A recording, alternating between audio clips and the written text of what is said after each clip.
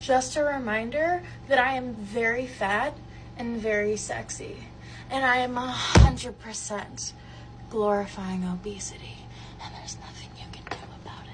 All right, guys. So I stumbled across this interesting TikTok from this young woman who is trying to lose weight, who is trying to get in the gym and get in shape. However, it's a little weird because it seems like her TikTok is kind of promoting obesity and fat acceptance, but at the same time, she recognizes that being overweight is probably not super healthy and that she wants to get in shape to get her ideal body, which I commend her for. How I want to talk about here is a TikTok that this woman posted in which she broke down in tears because she got kicked out of the gym for a dress code violation. And she is strongly implying that the gym fat shamed her, right? As she used the hashtag fat shaming in the video, right? She's saying she's been fat shamed by the gym because the gym kicked her out for her dress code violation. And I want to react to it because I think this is a prime example of how the victim mentality is just so prevalent in our society. Take a look. So I just went to the gym, and the lady at the front desk said that they have a policy you're not allowed to wear sports bras to the gym, that you can't be showing your belly. She said it's fine for this time, but just so you know for next time. For reference, this is my shirt. It was down probably like this. Anyway, so I was like, okay, that's fine. I went to do my workout. I'm 15 minutes in on the treadmill, and the program coordinator for the gym came up to me and asked me to leave. I was so embarrassed.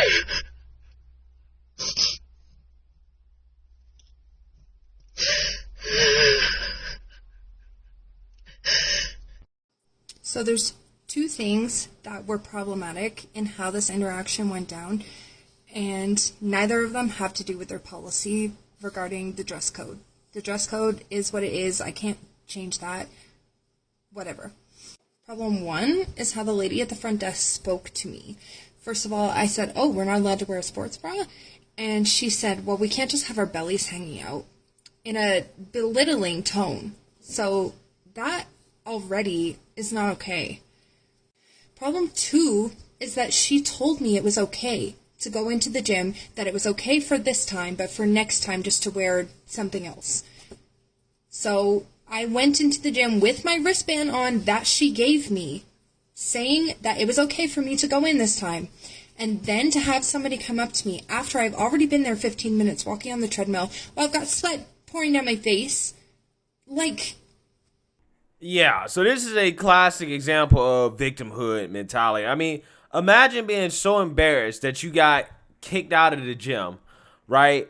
That you go and you cry in your car and then you record it and you post it on the internet and then you pin it to the top of your TikTok page for the world to see because it got a whole lot of views, and you like the fact that there are some people in the world who are going to feel sympathy for you, even though nobody should really feel sympathy because you're not a victim in this situation, right? It's one thing if this woman would have said, I was, I guess, the biggest person in there, and there were other girls that were, violating the code as well too, and they just so happened to kick me out. I can kind of see where she would be coming from if that is what happened. However, if you get kicked out of the gym because you have a dress code violation in the sense that you can't wear a sports bra, right? You have to actually cover up. You got to put some clothes on. And they're applying that rule equally, right? There's no proof that they're discriminating against you simply because you're a bigger girl. You're not being fat shamed, right? You're not a victim. You're not getting embarrassed. They're just enforcing their rules. The same rules that they would enforce on any other woman. If a woman came in there looking like a model, if she had on a sports bra and her, stomach was out or whatever, there would be a problem, right? And I don't even necessarily think that the comments made by, I guess, the receptionist or the first lady that she had spoke to when she asked to explain, like, okay, what's the issue? And the lady said, well, you can't have your belly hanging out or whatever. I'm not necessarily even sure if that was necessarily a comment referencing her weight, okay? Because again, by definition, regardless of whether or not you're big or small, if you have on a sports bra and you're not all the way covered up, if your stomach is showing, then yeah, your belly is hanging out, right? Your stomach is out, okay? And they just don't allow that in the gym. It is what it is. It is what it is. Now, again, I'm not necessarily sure why the lady let this woman in just for somebody else to come and enforce the rules. But again, she's the one telling the story, so I'm not necessarily sure if she's telling the story accurately, right? If she's telling the whole truth. All I know is that, to me, it's just kind of sad when you live in a world where people can get so easily hurt by people simply enforcing their rules, right? People simply doing their jobs. The employees there are simply doing their jobs. You were lucky that the lady let you in the first place and that you got 15 minutes on the treadmill, okay? I'm just saying, that other employee may not necessarily have been aware that the other woman had let you in and let you slide, and he may have been like, you know what, no, I'm going to enforce these rules. It is what it is. Again, this story kind of reminds me of another story I recently covered in which there was a plus-size TikToker who went to the internet to complain about a ranch that didn't let her ride the horses because she was too big. Okay, this is a 240, 260-pound woman whom the ranch said, no, you're simply too big to get on this ride, right? You can't ride the horses. You might break the horse back, right? That's basically what they said. And she got mad about it, right? Basically, I mean, she went to the mainstream liberal media and pushed the story that she was being discriminated against, right? But then, when asked about it, asked about what really happened, she said, well, I'm not upset that they didn't let me ride the horse. I'm just upset about how they told me I couldn't ride the horse. But at the same time, I feel like I'm being discriminated against. So you're upset about the fact they didn't let you ride the horse, right? You're upset about the fact that they didn't let you ride the horse. Let's be real. Let's keep it 100, okay? This story right here reminds me of that story, right? In the sense that this girl is saying, well, I'm not mad about them enforcing the dress code. I'm just mad about how they enforce the dress code, right? So you're mad about them enforcing the dress code. Be real. You're mad about them enforcing dress code. Stop trying to play victim.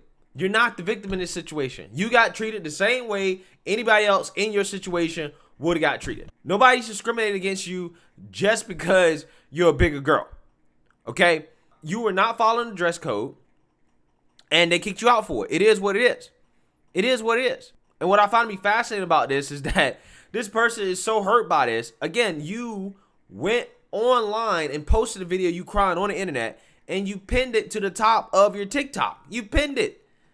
How does that work? If it's such an embarrassing moment for you, why in the world did you post it on the internet and then you pinned it on the top of your profile so that the first thing people see when they go to your profile is you crying about getting kicked out of the gym for what you alleged is fat shaming?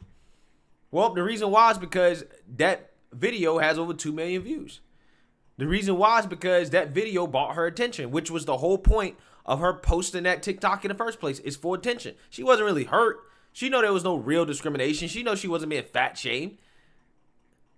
But she took that as an opportunity to say, well, hey, I'm being fat shamed. I'm being discriminated against, because there's a whole genre of so-called plus-size TikTokers that get views and likes and clicks and clout pretending to be oppressed.